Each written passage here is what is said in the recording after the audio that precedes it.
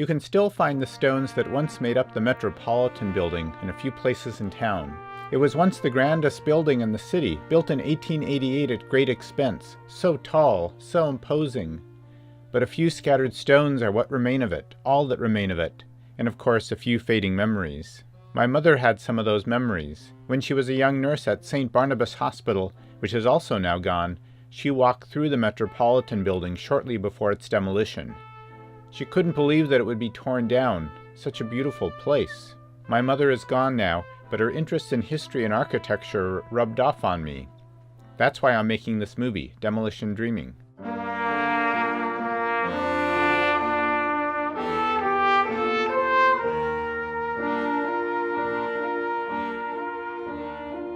It's the story of a man who paints advertising signs on the sides of buildings in an area of Minneapolis called the Gateway District. The Gateway District is where the city of Minneapolis was born, and where it prematurely aged.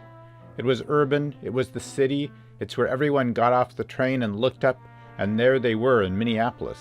By the 1950s, lots of people thought it was just old and dirty, so it was all torn down. Everything was cleared. The whole buildings, the land, everything was demolished down to dirt.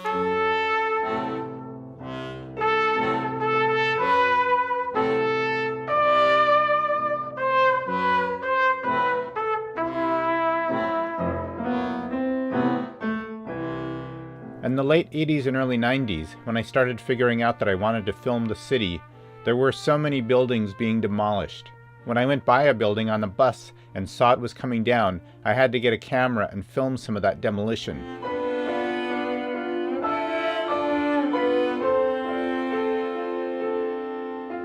I have many reels of film and videotapes full of images of buildings falling down, their veins and organs exposed, the rooms that once held people and activity exposed to the air by the pound of the wrecking ball. Those buildings were almost always replaced by surface parking lots, and many of those parking lots remain to this day.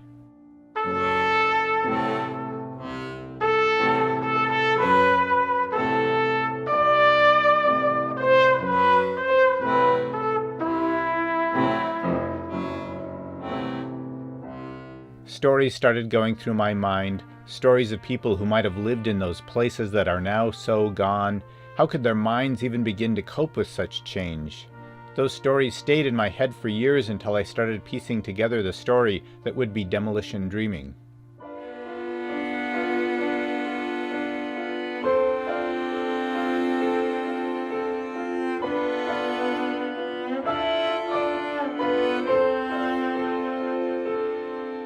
I am recreating the Gateway District and its demolition with animation. I love the animation styles of early animators, the cartoons of the teens and 20s, and am borrowing from and expanding on animation techniques from the past, before the Disney studio codified a style that influences much of the animation made today.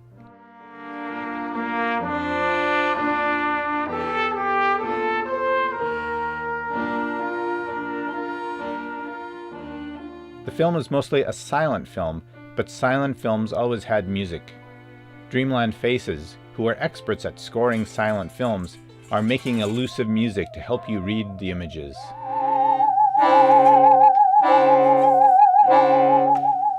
Some of the scenes where there's like day-to-day domestic activity going on, but the buildings nearby are also being demolished. So there's kind of a low, constant rumbling. And yeah, is this low enough?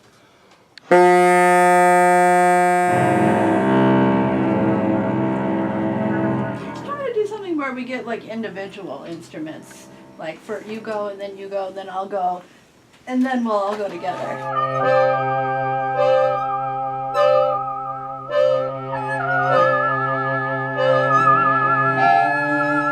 Early films also often had somebody in front explaining the action to the audience. This was a standard part of film exhibition in Japan, where the katsuban, or film explanation, was part of every show.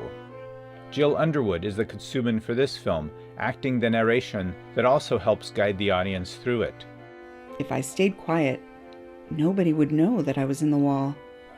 Not even Mom. From the next morning, or it's or the very last thing? Maybe from the next morning, yeah. You can see it. You can hear it. You can touch. Here, I'm going to actually turn the sound level up Yeah. just a little bit.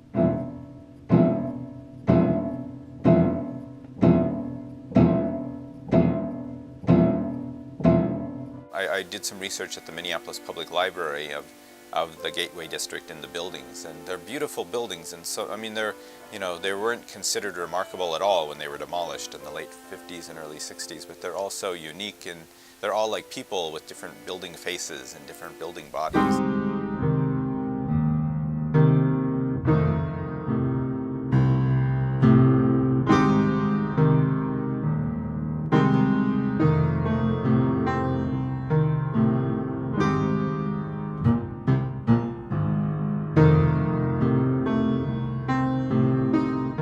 Demolition Dreaming from Sloppy Films.